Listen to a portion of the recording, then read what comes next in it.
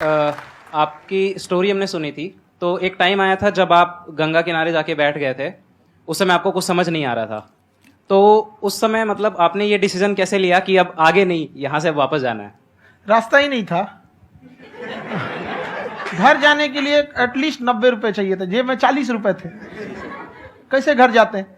और हम गंगा के किनारे चुपचाप बैठे बैठे हम कहें कि अब बहुत टेंशन हो गया, अब घर जाना चाहिए। रूम पे, तो किराए के रूम पे ही आदमी सारे लोग रहते।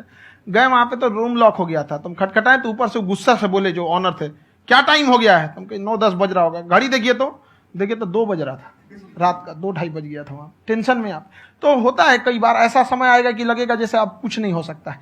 तो इससे घबराना नहीं है। कभी कभी गुच्छे की आखिरी चाबी भी ताला खोल देती है। जो बातें आपने बताई कि घर में प्रॉब्लम ये वो, ये तो बहुत लोगों ने फेस करी वहां पर, आप अकेले नहीं है, बहुत लोगों ने ये प्रॉब्लम्स फेस करी, बहुत तरह की प्रॉब्लम्स देखी, बहुत तरह की स्ट्रगल्स देखी, लेकिन वो सब इतने कामयाब नहीं हो पाए जितने कि आप हुए।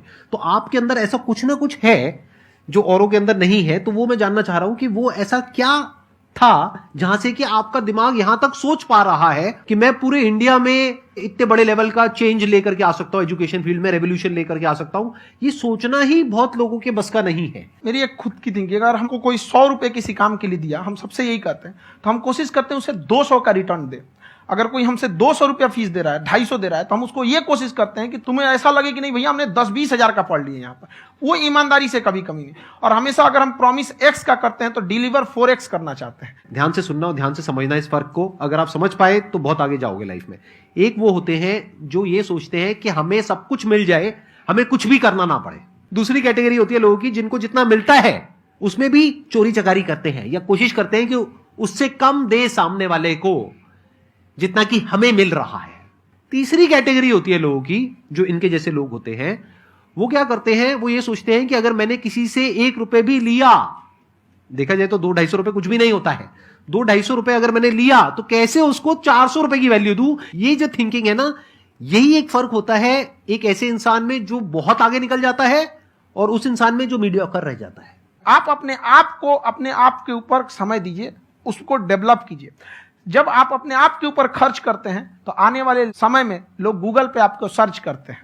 क्या बात है सर, ये आपने अभी बनाया है या ये कोई पुराना आपका वो है? बनते रहता है, इसे फ्लो में बन जाता है। आपके अंदर ना सर एक कवि छुपा हुआ है कहीं ना कहीं जो बाहर आना चाहता है। कभी ना कभी आपने सोचा होगा कुछ? कभी कभी देखिए, एक चीज है, संगत का बहुत अच्छा असर पड़ता है। ये चीज को हमेशा, संगति का मतलब लोग हल्के में ले लेते हैं। संगति का मतलब होता है संग संग गति।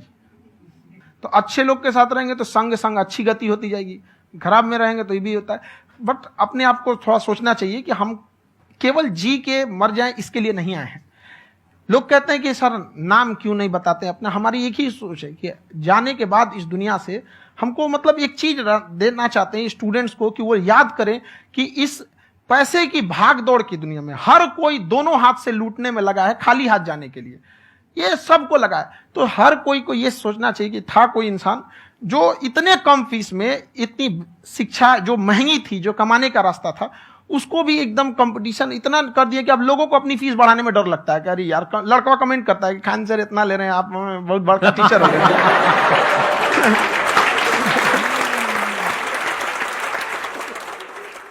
खान सर की एक क्लिप है, ये समय और समझदारी में बहुत फर्क होता है। अगर समय रहते समझदारी आ गई तो इंसान कामयाब हो गया, लेकिन अगर समय चला गया फिर समझदारी आई फिर तो बेकार है। तो सर मतलब कुछ आपको ऐसी चीज लाना चाहिए जो मतलब बच्चों जो तैयार हो रहे हैं उनको ये चीजें मतलब एंड टाइम पे दिखे। समझ रहे आप मेरी बात? नहीं समझ?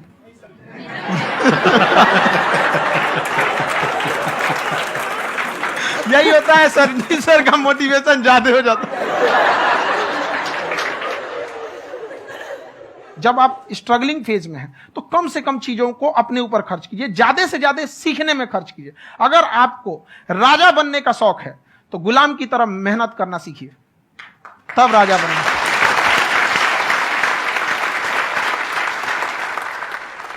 ये दुख, ये दर्द, ये सब तेरे अंदर है। तू अपने बनाए इस पिजड़े से बाहर निकल के देख, तू अपने आप में एक सिकंदर है।